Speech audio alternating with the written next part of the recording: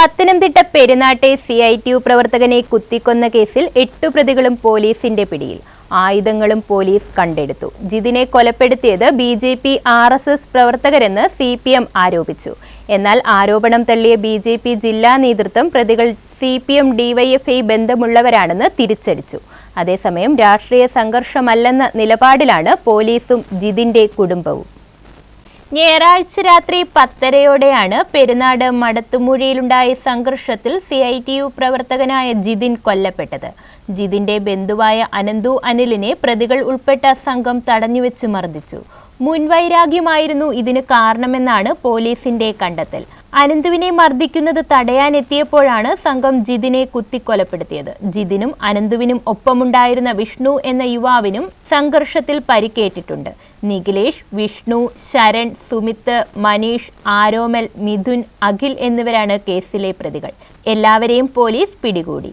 കൊലയ്ക്ക് പിന്നിൽ BJP RSS പ്രവർത്തകരാണെന്നാണ് CPM Pathanamthitta ജില്ലാ സെക്രട്ടറി രാജു എബ്രഹാം ആരോപിക്കുന്നത്.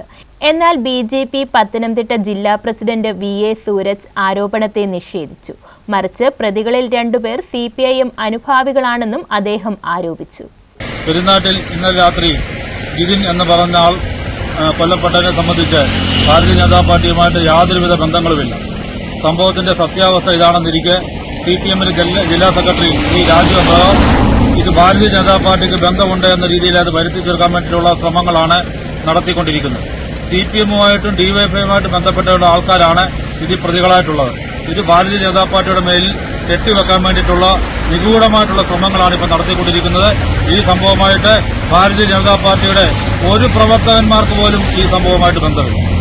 ജിതിന്റെ ജീവനെടുത്തത് രാഷ്ട്രീയ പകയെന്നാണ് ഉയരുന്ന ആരോപണം. പ്രതികൾ BJP RSS പ്രവർത്തകരാണെന്ന് CPM പറയുന്നു. കൊലപാതകം BJPയുടെ തലയിൽ കെട്ടിവെക്കാൻ ശ്രമിക്കുന്നുവെന്നാണ് ജില്ലാ നേതൃത്വത്തിന്റെ മറുപടി.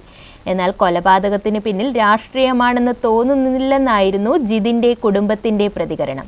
രാഷ്ട്രീയ സംഘർഷമല്ലെന്ന പ്രാഥമിക നിഗമനത്തിലാണ് പോലീസും.